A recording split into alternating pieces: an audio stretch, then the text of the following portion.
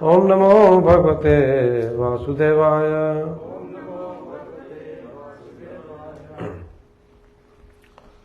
So thank you everyone for coming on this Sunday morning. We're going to study Canto 1, Chapter 3, Krishna is the source of all incarnations. Is that true? And yes, and verse number 3 to 6 we'll try to cover today. That is our plan. Let's see what Krishna's plans are.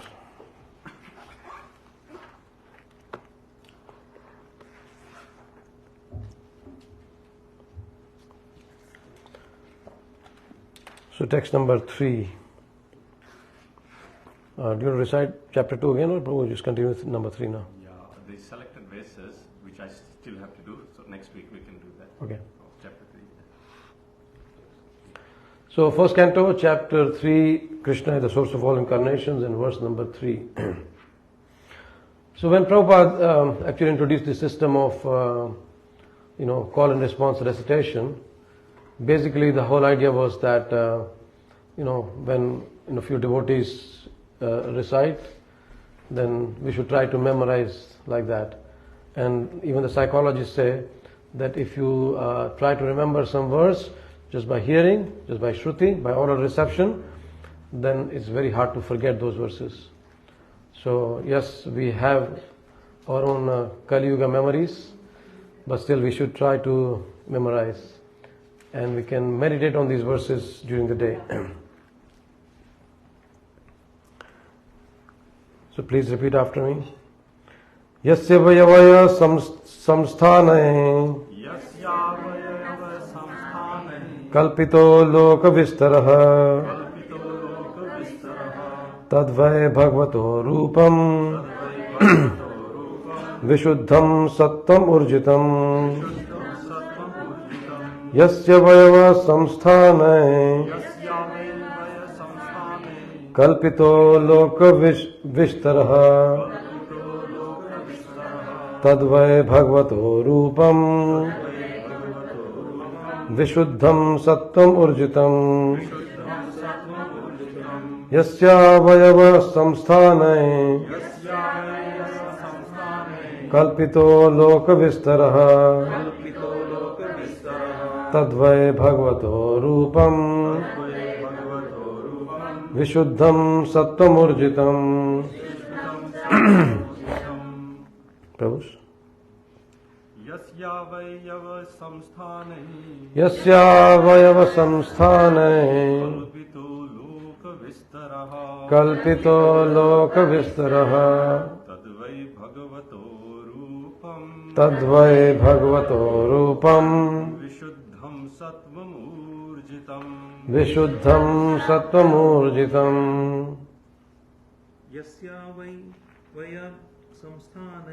Yasya vayava samsthane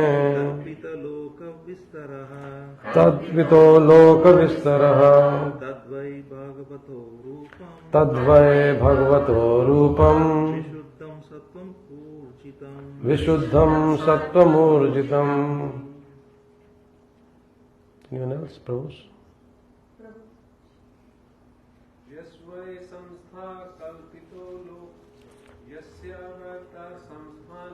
Yasya vayava samsthane kalpito loka vistaraha tadvay bhagavato rupam vishuddham sattvamurjitam. Mataji?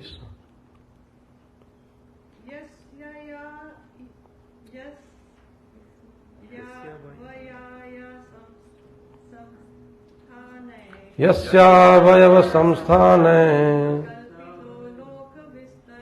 kalpito loka vistaraha tadvay bhagavato rupam vishuddham sattvamurjitam.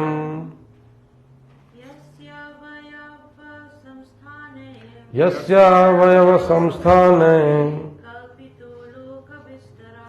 kalpito loka vistaraha Rupam Vishuddham Sattvamurjitam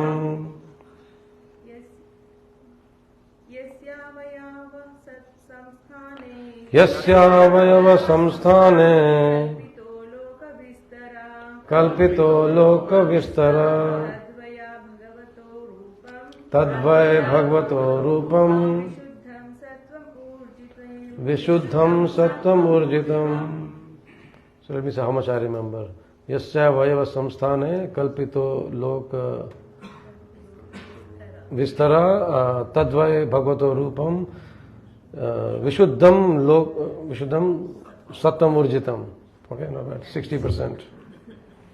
So this way, if you can just try to remember the verses, it becomes a lot easier. And most of those words we also know in our normal parlance. Yasya, whose? Avayava, bodily expansion. Samsthane, situated in. Kalpita is imagined. Loka, planets of inhabitants. Vistaraha, various. Tatvai, but that is. Bhagavataha, of the personality of Godhead. Rupam, form. Vishuddham, purely. Sattvam, existence. Urjitam, excellence. Translation and purport by His Divine Grace A.C. Bhaktivedanta Swami Srila Prabhupada ki jai. It is believed that all the universal planetary systems are situated on the extensive body of the Purusha, but he has nothing to do with the created material ingredients. His body is eternally in spiritual existence par excellence. Purport. The conception of the Virat Roop or Vishwaroop of the Supreme Absolute Truth is especially meant for the neophyte who can hardly think of the transcendental form of the personality of Godhead. To him, a form means something of this material world, and therefore an opposite conception of the Absolute is necessary in the beginning to concentrate the mind on the power extension of the Lord. This is an amazing statement Prabhupada is making here. We will unpack this, it's very interesting. As stated above, the Lord extends His potency in the form of Mahat Tattva, which includes all material ingredients. The extension of power by the Lord and the Lord Himself personally are one in one sense, but at the same time, the Mahat Tattva is different from the Lord. Therefore, the potency of the Lord and the Lord are simultaneously different and non-different. The conception of the Virat Roop, especially for the impersonalist, is thus non-different from the eternal form of the Lord.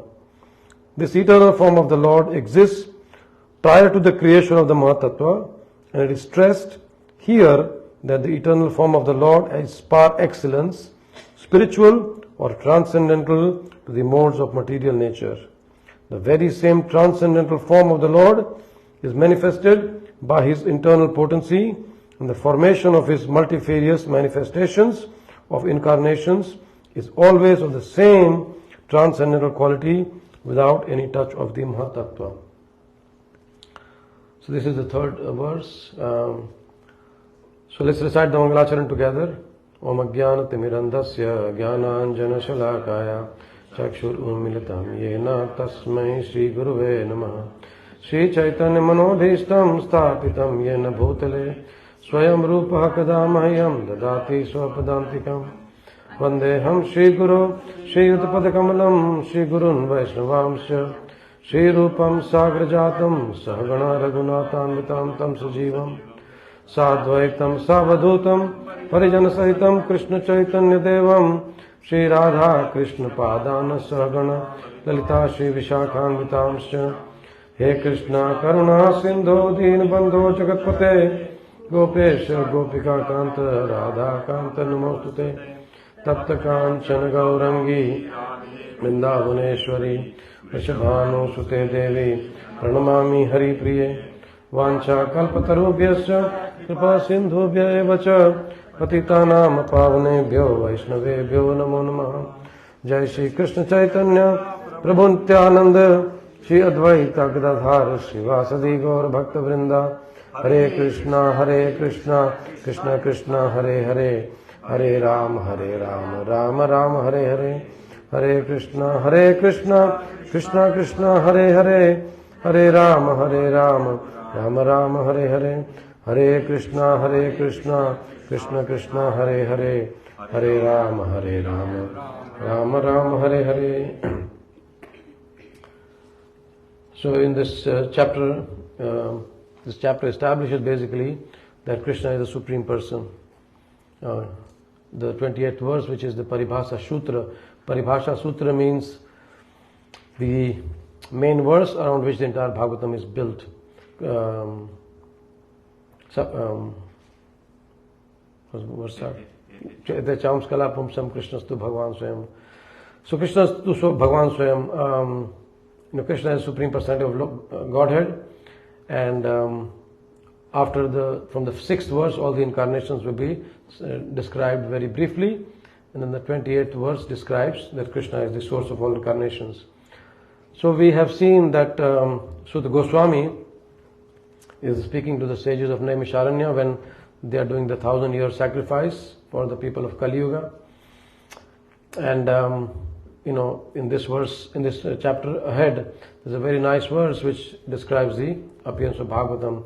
Krishna swadhama avagate dharma jnana divisaha kalau nashta drisham esha puranarko adhinoditaha. That means once Krishna has gone to his own abode, now imagine Krishna is going at the end of Dwapar Yuga, Krishna is going to his own abode with what?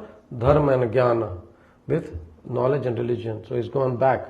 So what's going to happen to people like us in Kali Yuga? This question is being asked.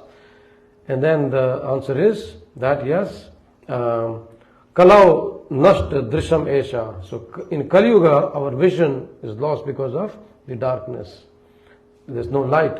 And then Purana Arko Dhunodita. That means this Bhagavatam, as brilliant as the sun, it says Purana Arka. Arka is also, as we know, Arka means it's a medicine. Right? In Ayurveda, Arka means something very effective medicine. So here it says, but Bhagavata is as brilliant as the sun. And what's happened? Purana Arko Adhunodita. That means just now it is arisen. So it's Bhagavatam has arisen. Kali Yuga has started. We know how Kali Yuga is approaching and growing. Since it is said that when you have to pay for food, that means Kali Yuga has come. In previous times, it was growing on the plants and trees. Just pick it up. Maximum there's a barter system. And if you don't have anything, the king will supply you. Because no one had to buy food there. That's the first step in progress of Kali Yuga. But then it's also said, Kali Yuga is progressing when you have to buy water. Nowadays, you have to buy water. And sometimes that water becomes more expensive than a soft drink. Right? So Kali Yuga is progressing. And then it says Kali Yuga is progressing when you have to buy air. Yeah. So in some cities you have to buy air. You go to Japan, you have to buy air. You go to many places in China, you have to buy air. Places like Delhi, you have to buy air. So this is what it is. That Kali Yuga is progressing. Bhagavatam has come to open our vision. So in this purport, Prabhupada is making a statement. To him, a form means something of this material world. So obviously, when Sutta Goswami is describing the incarnations, the 3 incarnations, the Purusha avatars in his incarnation, they are not of this world. But is describing as if, some comparison with this world, as we know, deities. And when in India, what are the deities called? Murti. Okay, in English? Statue or idol. Yes. So these Prabhupada says these are not statues, these are not idols, these are deities. Deities means they are actually the Lord themselves. So because we do not have the vision of able to see the Lord in his transcendental form, Lord kindly comes here in the form of Archa Vigraha, in the form of deities. Yeah. Then in the Bhagavatam itself, there are many stories which are given, which actually turns around completely. and then presents you the way you understand. We also see that when you have to pick up a child, do you ask the child to jump to your level or do you bow down to the child's level? Yes, so Bhagavatam actually does that. It comes down to our level of this negative conception because we cannot understand the transcendental feature. Bhagavatam gives us the material form which we can understand. There's a nice story in the 4th canto of King Puranjana. Narada means one who gives to Nara. So one who gives the transcendental knowledge to Nara. That means he's Narada. So Narad Muni, as we know, is the guru of many, many wonderful personalities. Dhruva Maharaj, Prahlad Maharaj, Vyasdev. He's the guru of all of them. So Narad Muni is telling this story to King Prachinabharhi. He's telling, I won't go into the details, there's a big, almost 3 chapters are given, more than 3 chapters are given to this allegorical story in the 4th canto, end of 4th canto. So Narad Muni is coming to King Prachinabharhi and is telling, why are you doing all these sacrifices? He's also doing all these sacrifices. He says, 2 things we require. What we need is happiness. All of us, yes? And absence of miseries. Yes? So we don't want any miseries. So we want happiness and absence of miseries. Narad Muni says, "Ye sacrifice nahi hoga kuch. Nothing will happen." Then he says, but King Prachinabharhi says, but I am actually only knowing these things. I only know these sacrifices, and that's why I cannot understand how to get out of this material entanglement. So Narad Muni tells him the story of Puranjana. And Prabhupada describes very nicely, Pura means a place where you reside, and Jana means the living entity. So it's the body, he is describing about the body. And then he goes on to describe how the person wants to enjoy the body, but then, we are being attacked one after the other by different enemies. By old age, by disease, by, different vyadhis. And then at the end, Narad Muni says that yes, because you cannot understand, because you cannot understand the transcendental feature of the Lord, now I have to explain you in a way you can understand that He is unknown. The Supreme Lord is unknown. Right? He is unknown because we don't have those transcendental senses. We only have material senses. So Narad Muni says, yes,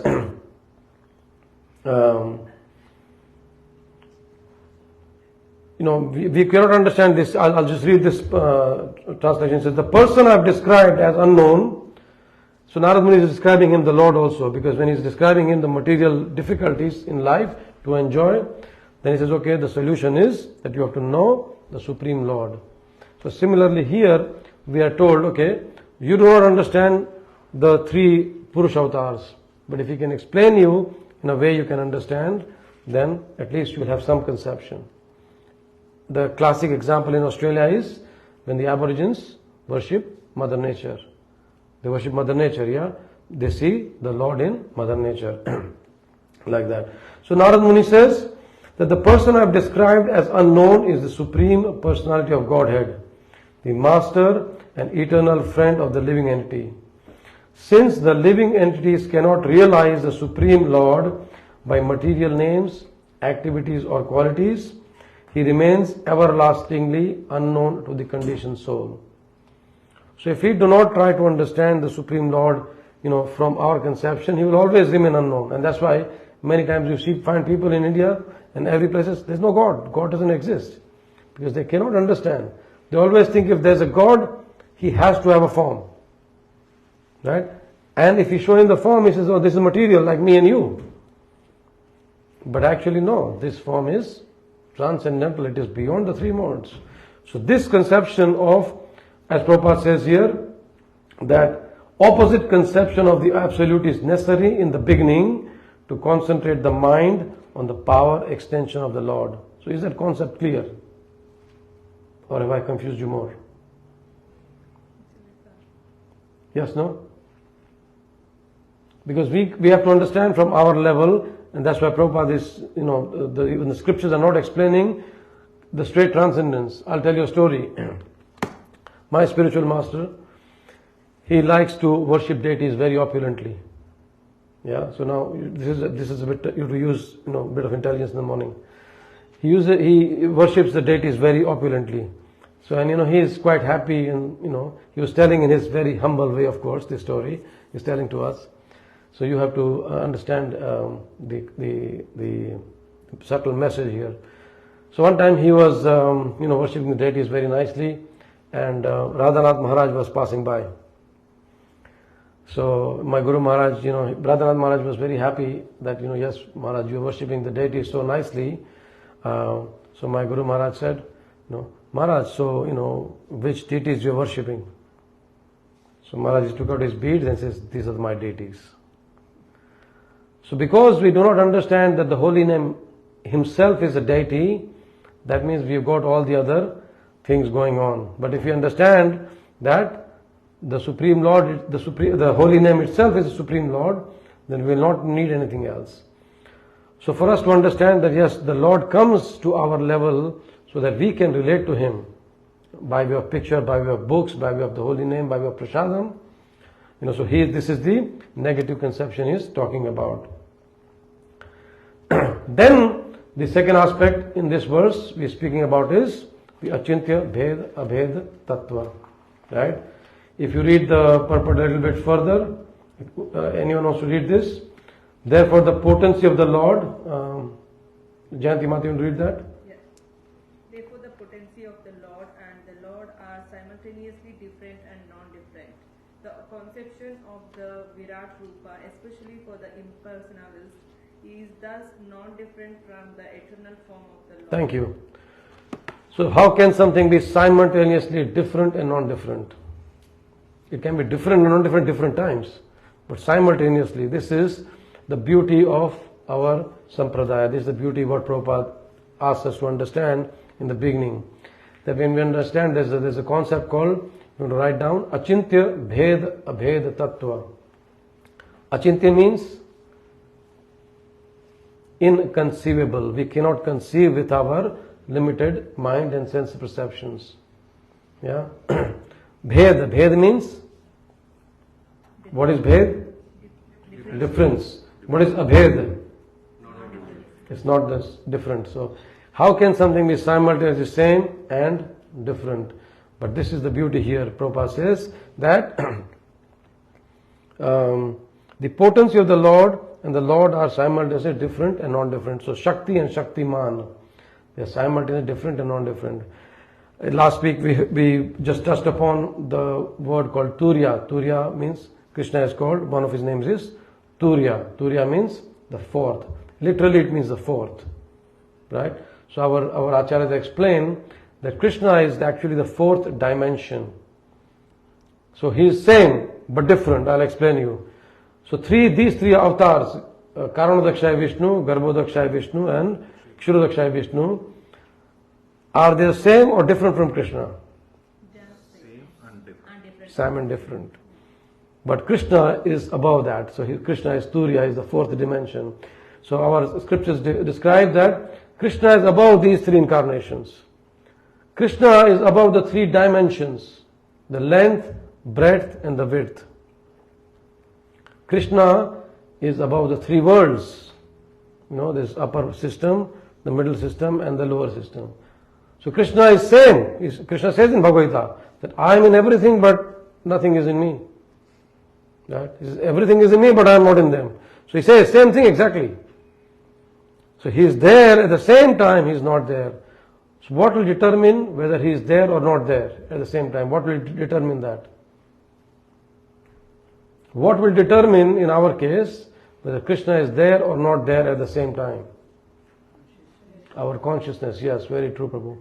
Our consciousness will determine whether Krishna is there or not there. And that will apply not only to any substance, but also to our situations, to the people around us, to the society around us. We have to understand that depends on our consciousness, and we will discuss that how we improve that consciousness slowly by coming and studying Bhagavatam like this. So say for example, we were first time when we went to Vrindavan with Tirthraj Prabhu, Tarka Mataji, Sukeshwari Mataji and them. And we were just entering Vrindavan, and the wind was blowing very mildly. It was beautiful, and in Vrindavan, a lot of fields are there, and the crops were all shaking nicely, moving nicely, blowing.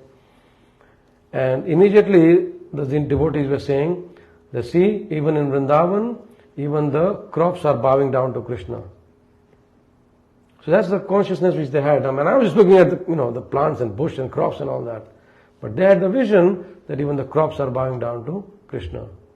So they say the wind doesn't blow in Vrindavan. Wind actually serves Krishna by making him happy. So like that, our consciousness will depend whether Krishna is present or not present. The same way, some people can see Krishna in the deities, some people will see stone. Whereas people like Radhanath Maharaj, they don't even need the deities. For them, the holy name itself, himself. One time, one devotee was giving class in Mayapur, and Prabhupada used to sometimes ask the devotees to give class. And so this devotee said that, Chaitanya Mahaprabhu is like Krishna. Prabhupada said, no, stop. Chaitanya Mahaprabhu is Krishna. He's not like Krishna, he is Krishna. So same way we have to understand there are similarities and differences. So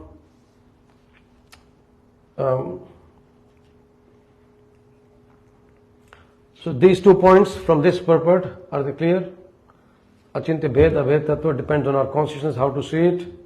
Yes? So text number 4. So we'll just repeat once.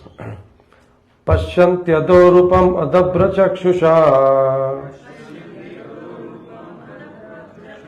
Sahasrapado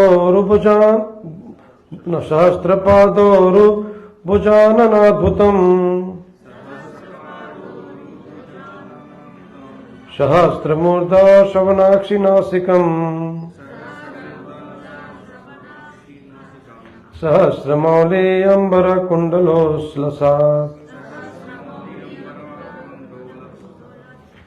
The devotees with their perfect eyes see the transcendental form of the Purusha who has thousands of legs, thighs, arms and faces, all extraordinary. In that body there are thousands of heads, ears, eyes and noses. They are decorated with thousands of helmets and glowing earrings and are adorned with garlands. So this is again continuation of the 3 Purusha description. Who wants to read the purport? Loudly and yes, Vinod Prabhu. Give the mic to him, please.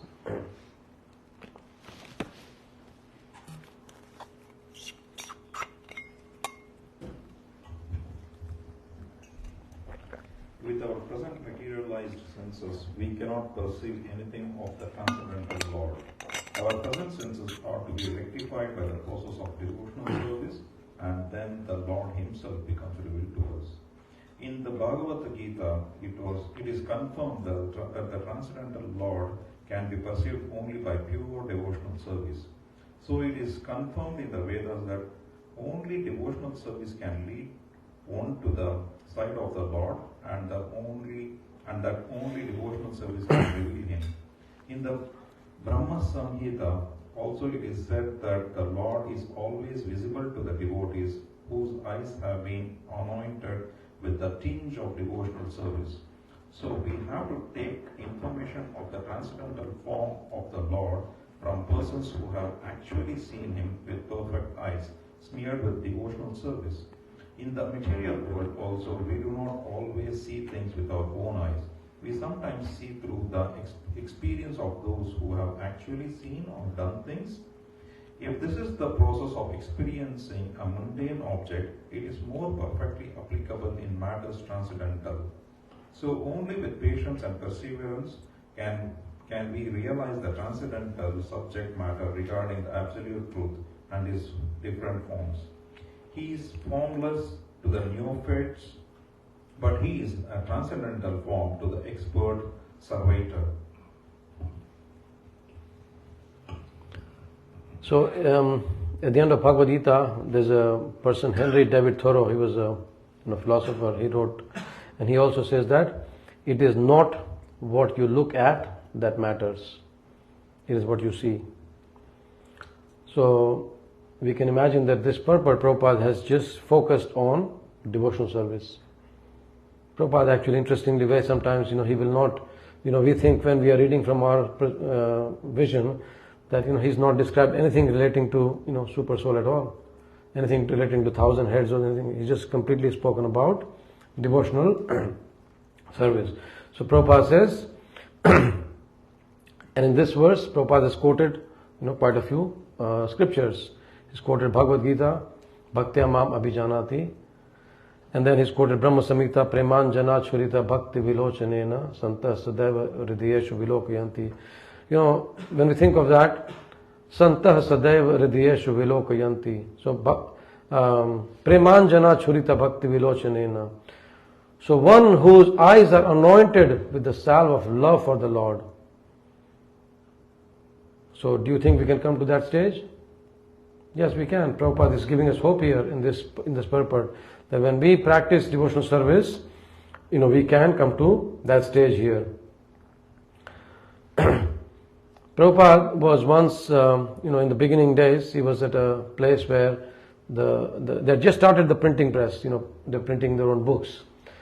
So he was at a place where the printing press was there, and on the upper level was the temple. So Prabhupada was very excited, very eager to see the printing press. So when the devotees took him, and when he saw the machines, printing out books, he immediately fell down, offered full dandavats. And the devotees are thinking, Prabhupada, the altar is upstairs, the temple is upstairs. So one devotee said, Prabhupada, the temple is upstairs. Prabhupada said, can you see? These are our books, these are literary incarnations of the Lord. So Srimad Bhagavatam, as we know, is also literary incarnation of the Lord. So Prabhupada, when he writes these purports, Prabhupada says, these are my spiritual ecstasy. In one of the meetings with the Bhaktivedanta Book Trust, the BBT meetings, he said that these purports are my spiritual ecstasy. So you can imagine, Prabhupada, such a pure devotee of the Lord, and we can actually experience his spiritual ecstasy. But how can we do that? When we progress in devotional service. Prabhupada personally told Bhakti Charu Maharaj that, my disciples must read these verses, these purports, as if I am speaking to them personally. So imagine if Prabhupada speaks to you personally. Our present senses are to be rectified by the process of devotional service, and the Lord Himself becomes revealed to us. Yes? Santosh Prabhu, if Prabhupada tells you this, what happens? Kundan Prabhu, what happens? And Prabhupada tells us, yes, our present senses are to be rectified by the process of devotional service. Just imagine that. So Prabhupada is telling us, and is quoting from many, many verses, many, many scriptures. Bhaktya Mam Abhijanati. Krishna says, only by devotional service can I be known. So we might study, yes, we might read, but that will be only until, and as we just heard, that Krishna is Turiya. Bhakti Siddhanta Saraswati Thakur, he said Krishna is beyond the three platforms. He is beyond the physical platform, beyond the mental platform, and beyond the intellectual platform. So we cannot understand Krishna by intellect. Yeah? So only by devotion. So Bhaktya Mam Abhijanati Yaman Yash Chasmi Tattvataha. So only by devotional service can I be known. So we see in the beginning we are convenient devotees. Then slowly when we come into association of devotees, then we become committed devotees. And then once devotees come to that stage, they become confidential devotees. So when we talk of convenient devotees, in the beginning, we do a little bit puja in the house. Yes, the Lord is there. Yes. We have some altar in the house. I do puja every morning. I offer lamp. I do some flowers. I put some nuts there for whole day and just leave them. And I eat everything else. So convenient devotees. So yes, this is nice. But we have to understand one thing, that becoming close to Krishna is not enough. And we see also in Arjun's case, Arjun was very close to Krishna. Yes, he was very close in the battlefield. But then who gets bewildered? Arjun got bewildered even though he is so close to Krishna. So don't think that by being close to Krishna, we can not be bewildered. But by hearing carefully, patiently, attentively the words of Krishna, then we can come close to Krishna. So we have to hear very patiently, very carefully, very attentively, and then we can come close to Krishna. And not only hear, we have to implement in our lives. So this is convenient devotees. Yes, I do a little bit, that's fine. But then when we progress, then we chant our rounds, chant more rounds, take initiation, and then we are committed. So we become committed devotees. So yes, this commitment has to be there. 16 rounds have to be chanted, every day Prabhupada's books have to be read. When you become Brahman initiated, you chant Gayatris, do puja, do some bhakti riksha, whatever. That's committed devotee. But the aim is to become confidential devotees, Chaitanya Manobhishtam. So Rupa Goswami was the one who knew the heart and mind of Chaitanya Mahaprabhu. They were called, Keshav Maharaj calls them, masterminds of bhakti. The Goswamis were masterminds of bhakti. Why? Because they knew the minds of their master. They could also master the minds of everyone else who came into their contacts by giving them bhakti. So by becoming confidential devotees, like as we know, the Chaitanya Mahaprabhu's Leela so many times, before he knew, the devotees were doing what was supposed to be done. And then if some devotees, if they are not knowing what should be done, that means they are not in the inner circle of devotees. So by really imbibing the mood of these devotees, we can become confidential devotees. So Prabhupada actually in this whole purport is just focusing on the devotional service. That yes, by devotional service, the translation starts like this: the devotees with their perfect eyes. Now who are these devotees? Not me, right? Not us. So they see with the transcendental form of the Purusha. How? Then Prabhupada explains us in this purport that we can see when we progress in bhakti.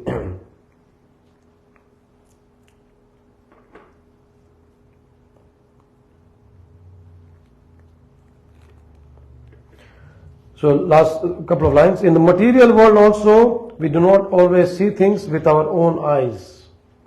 We sometimes see through the experience of those who have actually seen or done things. If that is the process of experiencing a mundane object, it is more perfectly applicable in matters transcendental. So only with patience and perseverance can we realize the transcendental subject matter regarding the absolute truth. In the beginning days, the devotees had conviction. So they meet the devotees on the road on Harinam, they join, 1 week later they are shaved up and in saffron or white, whatever, saffron mostly. They had the conviction, we don't have that conviction, so we take weeks and weeks and months and years and lives and lives. But Prabhupada said, don't take that risk. Yeah. When we start, our Bhakti Diksha course, so I tell them 2 words they have to keep in mind all the time, and I make them repeat those words. And those 2 words are, please repeat after me, enthusiasm. Enthusiasm. There's no enthusiasm. Enthusiasm. Enthusiasm. Yes, that's it. And then second one is participation. Participation. So when we participate in anything what's happening enthusiastically, that's the beginning, we are beginning, enthusiastic. Prabhupada, one of the Prabhupada's disciples, Samapriya Mataji, she says in one of her realizations that there are many qualities a devotee should have. And the sum total of all the qualities is enthusiasm. We must have determination, we have perseverance, patience, diligence, so many qualities we need to have. But the sum total of all the qualities is enthusiasm. So enthusiasm and participation will take you a long way. But that has to be followed by 2 more words. Introspection and contemplation. So as Prabhu always quotes, Shrunatam Supatan Suvichar, right? What do you quote it? Shinvan Supatan Vichara. So we hear, then we again read again, and then meditate, contemplate and introspect. These qualities are also required. So slowly when you see in bhakti, when devotees are progressing, sometimes after 5, 10, 15, 20 years, you see there's no taste, there's no progress, because the introspection is not happening. But here Prabhupada says that we have to, if we cannot see even mundane things with our own eyes, like when we drove in here, some of the rubbish from the last night program was there. So immediately if we walk past that means yes, we want to attend the class nicely, but then we are still not observing what's there. So we have to observe. A devotee also has to be observant that, okay, this is, not in the proper place, so let me put it in the proper place. So when we when we participate enthusiastically in the beginning, and then when we progress in our devotional life, then we should always be introspective and contemplative. Introspection is very, very important. Reflection on what we are doing is very, very important. Any questions on the third and the fourth verses? Yes, Moragro? I just wanted to add about Srila Prabhupada. Srila Prabhupada wrote Bhagavad Gita and Srimad Bhagavatam and made all the purports. And he said, do you know that I have to read my own purports now and then? Do you know why he said that? Any one of you? He said that because when he writes the purport, Krishna dictates. Yeah. So he has to read what he is writing. So whatever purport is written here is actually from Krishna. Yes. So Yes. we got to remember that. Yes. So again, you can say also that Krishna is speaking to us through Prabhupada. But for us, it's coming from Prabhupada. So our first gratitude should go to Prabhupada also. That yes, Prabhupada, we are very grateful to you. So yes, Prabhu, thank you for adding that. So we can see that we are so fortunate that we can not only hear from Krishna, but from also his pure devotees. And as we know, Guru is like a telescope. Yeah, you know why it's like a telescope? What does a telescope do? Things closer. He brings whatever things are very far. Here we saw in the previous, these two purports, the things which we cannot even imagine. Can you imagine someone having 1,000 legs, 1,000 heads and all that? 1,000 ears with so many earrings, so many crowns? No, you cannot even imagine. But Prabhupada is bringing us very close to that. That when we perform our bhakti, we become so close that yes, we can see very easily that this is my deity. Radhanath Maharaj says, this is my deity. Like that. So this is so beautiful that just Prabhupada is here. Prabhupada was an Uttamadhikari. But he came down to a level of us.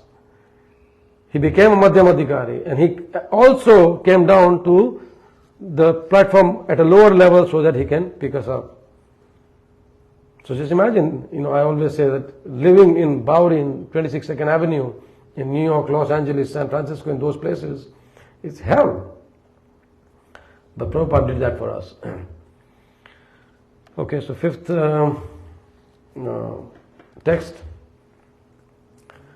Etannanavataranam nidhanam bijam avyayam yasyam ashena srijyante devatiryanaradraha etananavataranam nidhanam bijam avyayam yasyam shamsena srijyante devatiryannaradayah. This form, the second manifestation of the Purusha, is the source and indestructible seed of multifarious incarnations within the universe. From the particles and portions of this form, different living entities like demigods, men and others are created. It's a long purport, so we'll read a little bit and then we'll try to unpack this verse. The Purush, after creating innumerable universes in the Mahatattva, entered in each of them as the second Purush. So we saw before that, from the expansion of Krishna, like from Krishna, who comes first? Balram. Not you, Prabhu. From Krishna comes who? Balram. From Balram? Anyone? Yes, you're right. Almost there. First Chaturvya. From Balram comes first Chaturvya. From first Chaturvya comes Narayan. From Narayan comes the second Chaturvya, and from them the Purusha avatars come, right? So now in this verse, Prabhupada is talking about the second Purush. And who's second Purush? Garbhodakshaya Vishnu, who enters into the garb of each and every universe. Yes. So we understand that Krishna, and then expansions, then Karanodakshaya Vishnu, he creates, then he himself becomes Garbhodakshaya Vishnu, enters into the garb of every universe. The third one is Kshirodakshaya Vishnu, he comes as Paramatma in our hearts. Paramatma is super soul. The Purush, after creating innumerable universes in the Mahatattva, entered in each of them as the second Purush, Garbhodakshaya Vishnu. When he saw that within the universe there was only darkness and space without a resting place, he filled half of the universe with water from his own perspiration and laid himself down on the same water. Now you cannot even imagine this scene. Krishna, from his perspiration, he is creating the entire ocean, and it's half also. This water is called Garbhodaka. Then from his navel the stem of the lotus flower sprouted, and the flower petals, the birth of Brahma, or the master engineer of the universal plan, took place. Brahma became the engineer of the universe. So we saw last time the 10 topics, Sarga, Visarga. So Krishna does the Sarga, Brahma does the Visarga. Brahma became the engineer of the universe, and the Lord himself took charge of the maintenance of the universe as Vishnu. Brahma was generated from Rajogun of Prakriti, or the mode of passion in nature, and Vishnu became the Lord of mode of goodness. Vishnu, being transcendental to all the modes, is always aloof from materialistic affection. This has already been explained. From Brahma there is Rudra, Shiva, who is in charge of the mode of ignorance or darkness. He destroys the whole creation by the will of the Lord.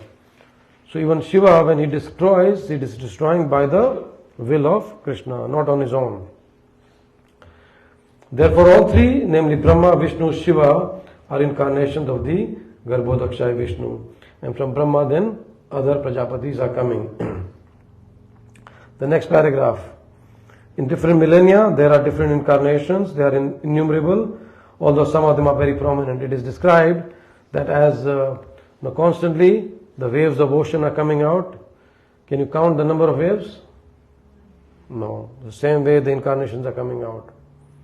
So when when I was in the beginning of my days in ISKCON, I used to not understand that how Krishna's Leela is eternal. Eternal means it's happening every time, everywhere, somewhere. So then, like someone gave an example of, I don't know whether as a child you have seen a pose book. Have you seen? Do you know what a pose book is? It's a thin book like this, where say like any action is happening. Say a man with a stick is crossing the road. So the same picture will be there, but with some this. So when you flip it, you can see it's happening like that. That example was given to me that Krishna's pastimes are going on like that in every universe. There's one thing happening, there's nothing. And then actually I was meditating on that, and I was thinking actually Prabhupada is also being worshipped, almost every moment on this planet, because somewhere there will be 7 o'clock there. So he is being worshipped there, in probably starting from New Zealand to Australia to Indonesia somewhere, and then goes on. So same way, eternally he is being worshipped. Krishna's Leela is also going on eternally. So the incarnations are also coming out like that, just one after the other, innumerable incarnations in the universes. Prabhupada quotes some of them as Matsya, Kurma, Varaha, Rama, Narsimha, Vamana, and many others. These are the prominent ones. Then Prabhupada, have you done the homework? Yes, no? Okay, if you have done the homework, then you will understand. The next paragraph, Lord Vishnu is not different from the personality of Godhead because he is Krishna himself. Lord Shiva is the marginal position between the personality of Godhead and the living entities or Jiva. So Shiva's position is interesting. He is, even though a Vaishnava, but also described in Brahma Samhita as Krishna is milk. So when you make yogurt out of milk, that yogurt is Shiva. But can you make again milk out of that yogurt? No. So Shiva is that yogurt which is very close to milk, but he cannot become Vishnu at all. Shiva can never become Krishna or Vishnu ever. Shiva is himself Shiva. So here Prabhupada explains there is Vishnu Tattva, there is Krishna and all his incarnations, then there is Jiva Tattva, there is all of us. That up to, who's the highest Jiva? Brahma. And then in between there is Shiva. So there is Jiva Tattva up to Brahma, all the Devatas, all the Indra, Chandra, Surya, Vayu, all of them. You can say. And then there is Vishnu and Krishna. So Shiva Tattva and Vishnu Tattva. Brahma is always a Jiva Tattva. The highest pious living being or the greatest devotee of the Lord is empowered with the potency of the Lord for creation and he is called Brahma. His power is like the power of the sun reflected in valuable stones and jewels. When there is no such living being to take charge of the post of Brahma, the Lord himself becomes a Brahma and takes charge of the post. So these are all the posts. They are not fixed personalities. We can become Brahma if you want to become Brahma by following the Varnashrama Dharma perfectly for 100 lives. So if you want to become that, it's better to be a devotee. You will chant Hare Krishna, just get out of this place. Because Brahma also, even in his life, even though he lived such a long life, Prabhupada in this, I think next, he explains his lifetime of Brahma. Long life, very, very long life. But still he goes through the same problems we have, right? Obviously not the modern teenage internet problem, but he goes through the same, the childhood, the adolescence, the youth, the old age and all that. Of course it's longer, but it's still there. So that's Brahma. The next paragraph, Prabhupada explains about Lord Shiva. Someone wants to read that, please? Amar Prabhu, Lord Shiva is not an ordinary living being. Lord Shiva is not an ordinary living being. He is the plenary portion of the Lord. But because Lord Shiva is in direct touch with material nature, he is not exactly in the same transcendental position of Lord Vishnu. The difference is like that between milk and yogurt. Yogurt is nothing but milk, and yet it cannot be used in place of milk. Yes, thank you. So this is Lord Shiva. So also Bhagavatam describes Vaishnavanam yatha Shambho, Nimnaganam yatha Ganga, Devanam achuto yatha, Vaishnavanam yatha Shambho. So Shankar is the highest devotee of the Lord. So we also know that Giriraj Maharaj, he's also a devotee of the Lord. His Krishna himself comes as the devotee, and Srimati Radharani is the highest devotee. So who is the highest devotee, Srimati Radharani or Shiva? But Shiva also says Vaishnavanam yatha Shambho, is the highest Vaishnava, highest devotee. So this question was posed to our Giriraj Maharaj, not Giriraj Maharaj, our Giriraj Maharaj. So that in scriptures they say that Shiva is the highest devotee, and Radharani also, Srimati Radharani is also the highest devotee. So he said, Lord Shiva is the highest devotee in this material world, and Srimati Radharani is of course the highest devotee, both in the material world and the spiritual world. So in the spiritual world, Srimati Radharani is the highest devotee. So then the different details of Manu is given, you may read that. Then the Yuga avatars are there, Satya Yuga, Treta Yuga, Dwapar Yuga and Kali Yuga. And Prabhupada describes how many colors? Yes, which are they? White, red, black, and Yes, so in the Satya Yuga, Krishna comes and he is known as Hamsa. He is known as Hamsa, sometimes he is called as Vaikuntha, sometimes he is called as Dharma. His characteristics are also described in the 11th canto. Yeah. So when Krishna comes in Satya Yuga, and of course, as we know, the process in Satya Yuga to achieve God realization is through Through meditation, yes, through meditation. So people used to have long life and they'll meditate for a long time. And they will achieve self-realization, they'll attain God by meditation. So he educates on meditation. In the Treta Yuga, Krishna has a red complexion. He comes with a like a sadhu. He's got a belt, he's got a kamandalu, he's got the Vedas in his hands and all that. And he is embodying the knowledge of worshipping the Lord by sacrificial performances. So with sacrifice, you get the knowledge and then you worship the Lord like that. And he is called Yagya.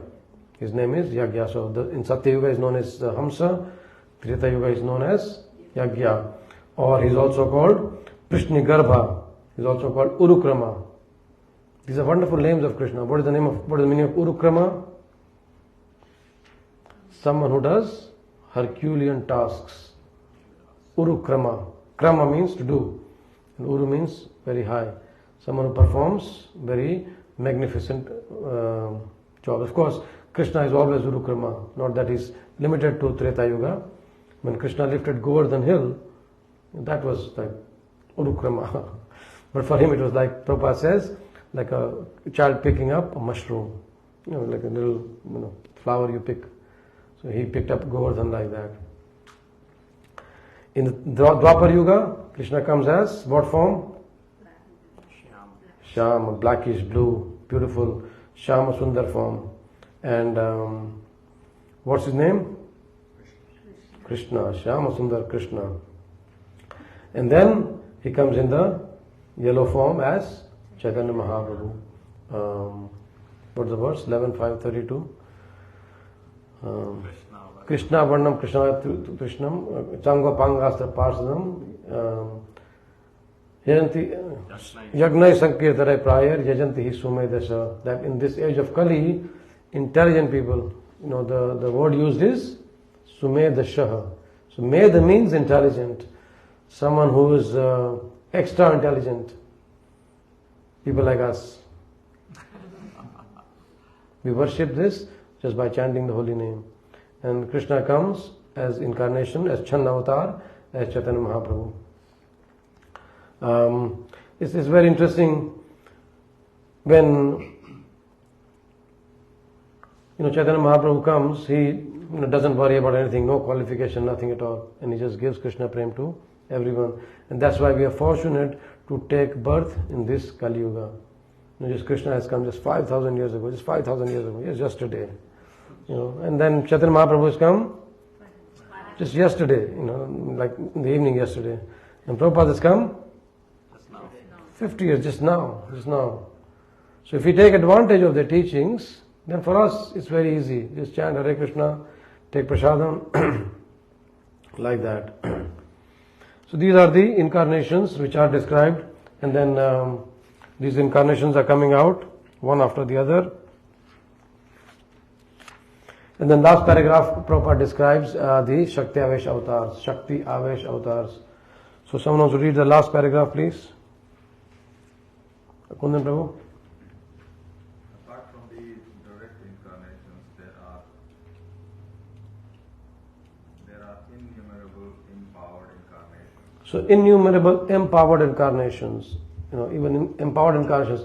So these are devotees Krishna has given them special powers. They are also mentioned in the revealed scriptures. Such incarnations are directly as well as indirectly empowered. When they are directly empowered, they are called incarnations. But when they are indirectly empowered, they are called vibhutis. Directly empowered incarnations are the Kumaras, Narad, Ritu, Sesha, Anant, etc. As far as vibhutis are concerned, they are very explicitly described in the Bhagavad Gita in the Vibhuti Yoga chapter. And for all these different types of incarnations, the fountainhead is the Garbhodakshai Vishnu. So if you want to do some research on the internet, you can go and there's a tree, you can find out from Krishna how many incarnations there and how the divisions are made. It's very, very nicely given. And you might have to spend about 5, 10, 15 minutes just to understand that, but once you understand that, it's very clear. Sometimes I do that also because sometimes I get confused also when we read so much. So every now and then I will go through the whole chart and then try to remember that again. So yes, these are incarnations, Shakti-Avish avatars, and many of the acharyas actually also say that even Prabhupada was a Shakti-Avish avatar. He was specially empowered by the Lord. And Prabhupada himself, he was saying a few times that he did not want to come to this nasty material world. Prabhupada said, I did not want to come to this nasty material world. But then Krishna told me, you just go and write books. I will do everything else. Just imagine that, Prabhupada came here, he just wrote books. Of course, he did everything, but he says, Krishna said, I will do everything else. So everything was magic. Of course, it was not easy, as we know. He went through so much hardship, so much trouble, that we have to be very, very grateful to Prabhupada. We cannot say that, okay, Krishna made everything. One time I was speaking to one of the devotees, Bhagavatam Prabhu, and we are talking of impersonalism. We speak so much about Mayavad philosophy. So he said, did I give you that story recently? About Columbus? No? So, like many people are saying, anyone could have done that. But anyone could have done that, but who did it? Prabhupada did it. So, even at Prabhupada's time, Bhagavatam Prabhu telling us that, many people were saying that, anyone could have done that. So one time Prabhupada was telling his disciples a story of Columbus. And he said, Columbus, after he discovered America, then, he had in a meeting with all the explorers. So, basically people were just, trying to put him down. He says, anyone could have done that. So Columbus said, okay, anyone could have done that. Let me ask you a question. It's a simple riddle, right? Can any of you, make a whole egg stand on its head? There's pin drop silence there. Can any of you make an egg stand on its head? Everyone is silent. They said, okay, I can do it. So he took the egg, he chopped the bottom, and he put the egg like this. So anyone could have done that, but I did it. The same way, anyone could have spread Krishna consciousness, but Prabhupada did it for us. So we have to understand that yes, this is the power of one. Prabhupada does that. We have time? Yes, we have about 10 minutes before we start questions. Today I want to do something else also. Last few minutes, if I would invite anyone to read your notes from what you have started from the beginning. It'd be interesting to read, just to see what, is important for us, maybe a couple of devotees. And then one of our devotees, Nandakishore Prabhu, he had, I don't know whether he has it now or no. When he got married, his Guru Maharaj gave him a gift, and that was Tamal Krishna Maharaj's own personal notes on Bhagavad Gita when he started the movement, when he joined the movement. So that was like something, whoa, Tamal Krishna Maharaj's notes on Bhagavad Gita, you can imagine that. So similarly, when you read the notes, I was thinking that, maybe just a couple of pages you can read. Interesting exercise. Prabhu, is that okay? With your permission? Yeah. So 6th verse, who wants to recite this verse? Lead us in this verse. Get the mic first, please. Mataji, you want to do that? What's your name, Mataji? Triveni Mataji, thank you. Such a nice name. No, you lead the recitation of the 6th verse. The creation of material. No, the recitation of the verse. Sanskrit, sorry. Sa eva pratamam deva, like that. Sa eva pratamam deva, kaumaram sargamashritah, chacharam duscharam brahma, brahmacharyam akhanditam. Beautiful, very nice. Anyone else wants to lead? Ram Pyara Prabhu? Saeva Pratamam Deva Kaumaram Sargamashitaha Chachara Dushcharam Brahma Brahmacharyam Akhanditam. Thank you. First of all, in the beginning of creation, there were the 4 unmarried sons of Brahma, the Kumaras, who being situated in a vow of celibacy, underwent severe austerities for realization of the absolute truth. So these are the incarnations beginning to be described.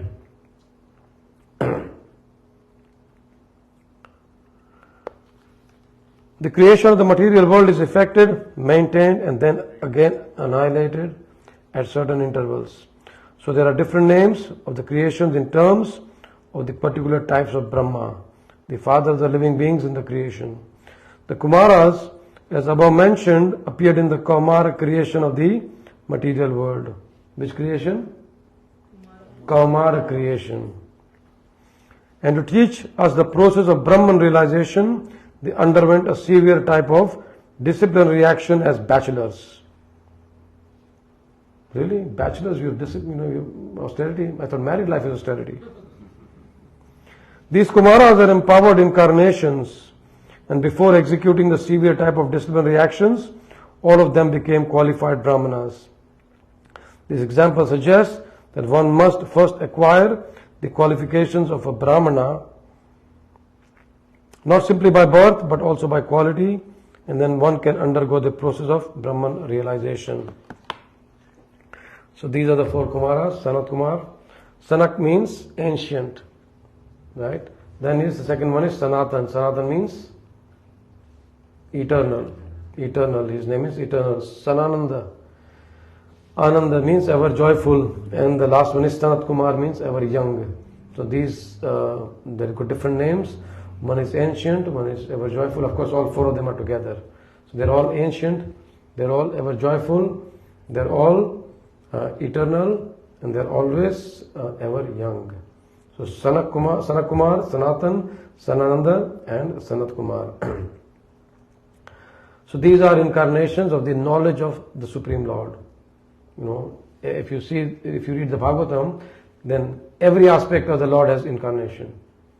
And they're all glorifying the Lord. So these are the incarnations of the knowledge. Krishna has many, many Shaktis, right? And the highest Shakti is the Bhakta Vatsala Shakti, the Kripa Shakti. That whatever happens, Krishna is always merciful to the Lord, or to the devotees. Always. No matter what. Krishna is always merciful. So when the different Shaktis are having some issues in some Leelas, the Bhakta Vatsala Shakti, the Kripa Shakti, has got the casting vote. She says, yes, this is what's going to happen. So Krishna always wants to give the mercy to the Lord, to the devotees. So these 4 Brahmanas are the knowledge incarnation of the Supreme Lord.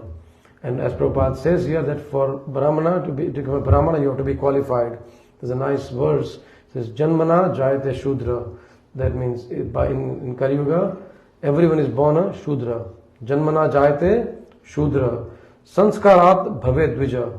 That when you have the purificatory sanskar, the ceremony, you have the Yagyo Pavit and all that, then you become a Dvija Bandhu, Dvija Brahmana. You're still not a Brahmana. You're still a Dvija, second. Then Veda Patha Bhavet Vipra. So you become a Vipra. So these are the gradations of Brahmanas. So first is Shudra, and second is Dvija, then is Vipra. Veda Patha, so one who's studying the Vedas, he's a Vipra. But who is the Brahmana? Brahma Janati iti Brahmana. So once you know Brahma, once you know the Supreme Lord, he is a Brahmana. So it is not just by taking birth in a family of Brahman, we can become Brahman. That is the misconception we have got very prevalent in many parts of the world, that by birth you can get that caste. No, Prabhupada says here, our scriptures say that our qualification, makes us whatever we are. Brahmana, Vaishya, Kshatriya, Shudra, based on our training, our skills, our propensity, our qualification, then we attain that social order. So I want to stop here with just one last thing which Sanatana Goswami mentions very nicely. He says, Mad eka bandhu mat sangin, Mad eka bandhu mat sangin, what is the verse go? Mad eka bandhu mat sangin, Mad guru mad mahadhana, Man nishtar ka mad bhagya, Mad ananda namostute. Yes. Says, Mad eko bandhu mat sangin. That means I want Bhagavatam to be my only friend. Just imagine this. When we make Bhagavatam our only friend, Mad eko bandho mat sangin. That means always my companion. Mad eko bandho mat sangin. Mad bhagya mad mahadhana. Mad bhagya. My bhagya should be Bhagavatam. And my dhana, my wealth should be Bhagavatam. Like that Sanatana Goswami goes on to say. So if we make Bhagavatam as our friend, when we study, when we reflect, when we meditate, when we discuss, one pastime, even this pastime, for example, let's take some tests now, right? We know in the big, it will come now in the first canto when after the war is finished, Dhritarashtra is staying with Yudhishthir and Vidur comes. And Vidur uses some very strong words to Dhritarashtra. Why? Because Vidur is being a Vaishnava, is very affectionate, still he is very compassionate to Dhritarashtra. And he, speaks very strong language that he must leave the palace immediately and go and look for the Lord. And there the contemplation is that, why so many things, so many times, the same things were told to Dhritarashtra. He did not listen. But why only at that time he listened? And the devotees are contemplating on that. So let's contemplate on this. You can say, yes, Dhritarashtra already had lost everything, nothing to be attached to in the material world, so he had to leave. Dhritarashtra had already suffered, a lot of humility. Vidura says that you are treated like a dog in your enemy's palace. You think that they're treating you nicely, but imagine, you troubled them so much, these, you thought them they are your enemies, and you are actually eating what they are giving you. You're like a dog there. So he was humiliated so much. And then he said, yes, there's nothing for me to have. Okay, hold on to. He also had so many experiences of losing near and dear ones. So sometimes the reflection comes from experience. But when we study Bhagavatam, very deeply, then we understand, okay, this verses we heard, right? So let's reflect upon. Why does Krishna incarnate as these avatars? Let's discuss why, and then we can stop here. Why does Krishna incarnate as these avatars? Protect his devotees. In what way? When they're going through problems. But in this purpose, what we studied just now, how is that relevant? So we have to reflect upon this. Yes, to protect his devotees, yes, but why does Krishna incarnate? Why does he create the universes? What do you think? His pastimes? Is it a pastime? No, he can do pastimes anywhere. Why does he have to create here? He's happy in the spiritual life. To reclaim the living entities. To reclaim the living entities. Okay, what else? So we have to reflect when we study these verses, right? What about that Krishna wants to also, give us the free will, the taste of our free will. That I'm giving you this material world and I'm giving you Bhagavatam. What are you going to choose? What do you think? Is that a valid reason for Krishna to create all these material worlds? What else? Think about it. There is a reason for incarnations, like certain powers are required in that incarnation to get rid of another demon or something like that. Okay, but why does Krishna do that? Yes, that's the mechanism here. Krishna invests powers and demons are annihilated. But why? To safeguard devotees. Okay, that's easy one. Safeguard devotees, we can say that all the time. But you have to think deeper here, that why is Krishna doing that? Right? Now also, Krishna being completely spiritual, he doesn't want to touch anything material. So, he comes through incarnations, through various agencies. Yes, one of the aspects we can get from there. Then, what else can we get? Prabhupada always says time, place and circumstance. Yes, time, place and circumstance. So, in this verse, he is actually taking incarnation for different purposes. Yeah. When he comes as the four Kumaras, he's giving us the knowledge. When he comes as Nrsimhadev, he is showing his anger to protect one devotee, Prahlad Maharaj. Okay, what else? So when we reflect like this, why, then we can go deeper into the pastimes. And of course, we have to discuss this, not only our minds, but we have to discuss this with devotees and try to find out how we can, look at different aspects of these verses. Anything else? Why in these, how many verses we do? 3, 4, 5 and 6. Right, so what else did Krishna we... want to enjoy himself. But he is not enjoying, man. He's, like struggling, like, come... Krishna want to fight. Krishna want... Okay, yes, but especially in these verses, the 3rd, 4th, 5th, 6th verse, why does Krishna incarnate? So we have to meditate on these, when we study properly. So here it's the 6th verse, right? So Kumaras underwent severe austerities for realization of the absolute truth. Because then Prabhupada says that to become a Brahman you have to acquire the qualification, and not just, by birth you can become a Brahmana. So we have to go through that austerity, that, we have to achieve that qualification to attain that stage. So we have to go deeper into these pastimes, get all these messages, contemplate and meditate on these ones. So in the, what I've written is, he comes as Purusha avatars to facilitate our existence in this material world and basically to maintain us. Yes. So to facilitate our existence and to maintain us. Yeah. It's like a father when the child goes out of the home. Yes. The father just doesn't leave him. He takes care of him, provides deposit. Yes. Some maintenance thing is there. Yes. Yes. In the previous verses also we saw, I think in the 2nd chapter, that when whatever consciousness we have, Krishna gives bodies according to that. Yes, we studied that verse. So imagine if you want to, enjoy like a human being, but you get a body like a lizard.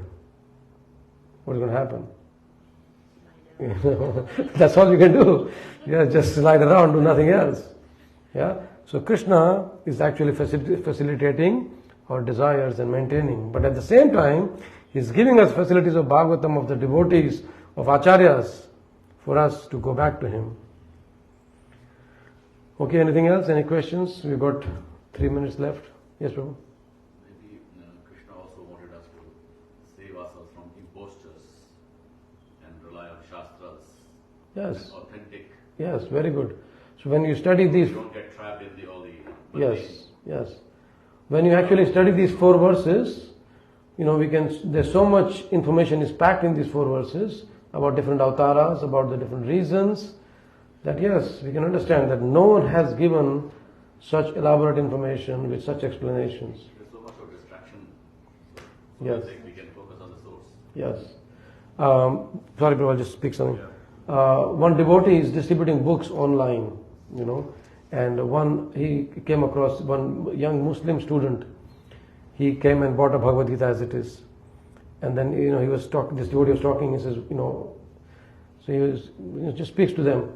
He says, I have already read the Quran, I have already read Bible, but my questions are not answered. So now I want to see if Bhagavad Gita answers my questions.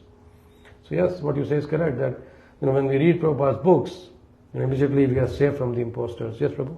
Yes, just to add on that point, is like when the analogy that we used before, that when the son goes out of the house, the Lord provides, like the father provides deposit and facilitates, so the Lord arranges this material world.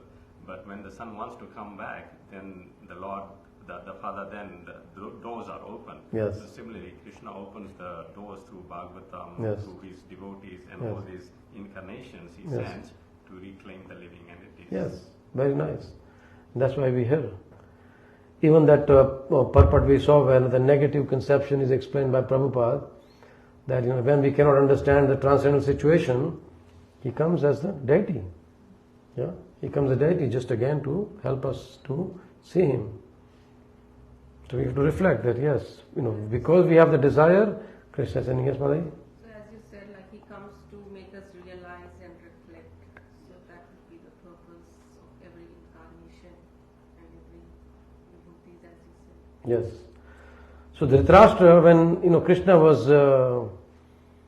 giving him this knowledge that you should not do this, please understand, just give the 5 villages to Pandavas, you will be happy, they'll be happy. Right? And Dhritarashtra says, Krishna, your words are like lightning. When you speak, the whole world is illuminated. There's so much illumination there. But immediately after that, I get enveloped in the darkness of my attachment. And for us, in next 2 minutes, same thing is going to happen.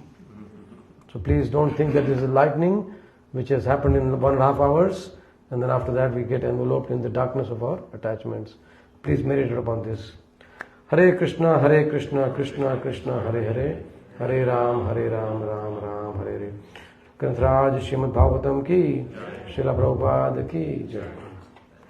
Sakirai Prabhu ki jai. Gaur Bhakta Vrinda ki jai.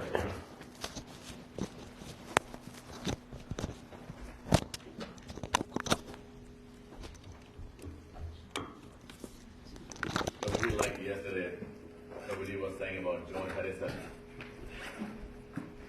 When one devotee went there to get the funding for printing, there was darkness, Yes. lightning, and then George Harrison, after life came back, realized that he has to take action Yes. in the right manner.